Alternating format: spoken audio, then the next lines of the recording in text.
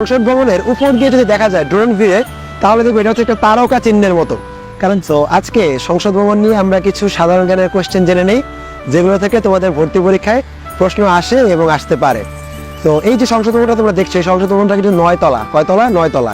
এবং পাশাপাশি আরেকটা কথা জেনে রাখো, এই সংসদ ভবনের ভিত্তিপ্রস্তর স্থাপিত হয়েছিল 1961 সালে, এবং এই ভিত্তিপ্রস্তর স্থাপন করেছিল আইয়ুব খান। এবং এই সংসদ ভবনের যে ডিজাইনার, এই ডিজাইনার কিন্তু ছিল লুই আইকান। আর এই সংসদ ভবনটা উদ্বোধন করা হয় 1982 সালে। আর তোমরা জানো যে সংসদ ভবনে 300টি নির্বাচনী আসন, এবং বাংলাদেশের 1 নম্বর আসন সংসদীয় 1 নং আসন হচ্ছে পঞ্চগড়ে, এবং বাংলাদেশের 300তম সংসদীয় আসন হচ্ছে বান্দরবানে।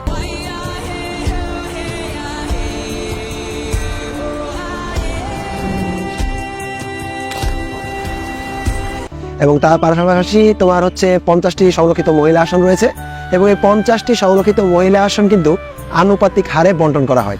এবং এই 50টি সংরক্ষিত মহিলা আসনের যাত্রা প্রথম শুরু হয়েছিল 1972 সালে। মাত্র 15টি সংরক্ষিত আসন ছিল তখন, এবং যার ফলশ্রুতিতে তারপর বাড়তে বাড়তে বাড়তে বাড়তে এখন 50টি আসনে আসে। মোট আসন হচ্ছে সংসদে কয়টা ভাই? 350টা।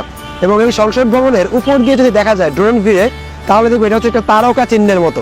কারণ যেহেতু পাকিস্তানি পিরিয়ডে হচ্ছে সংসদ ভবনের ডিজাইন করা হয়েছিল, তো ওই যে পাকিস্তানের পতাকার মধ্যে যে চাঁদের মধ্যে তারকাটা আছে, ওই তারকাটার ডিজাইনটাই হচ্ছে এই সংসদ ভবনে দেয়া। যেহেতু পরবর্তীতে আমরা বাংলাদেশে হচ্ছে সংসদ ভবন ডিজাইন করতে পারিনি, তাহলে আমরা হচ্ছে যে কোনো একটা চেঞ্জ আনার চেষ্টা করতাম।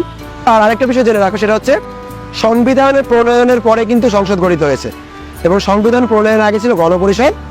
দুইটা ইনফরমেশন আর একটু সুন্দর করে জেনে রাখো, সেটা হচ্ছে গণপরিষদের প্রথম স্পিকার ছিল শাহ আব্দুল হামিদ, গণপরিষদের প্রথম ডেপুটি স্পিকার ছিল মোহাম্মদুল্লাহ। এবং সংবিধান হয়ে যাওয়ার পরে এই যে সংসদ ভবন, এই সংসদ ভবনের প্রথম স্পিকার ছিল মোহাম্মদুল্লাহ, এবং প্রথম ডেপুটি স্পিকার ছিল মোহাম্মদ বাইতুল্লাহ। তো তোমাদেরকে মিনিমাম 10টা কোয়েশ্চেন বলে দিলাম সংসদ ভবন থেকে, এখন শুধু পড়া শুরু করো।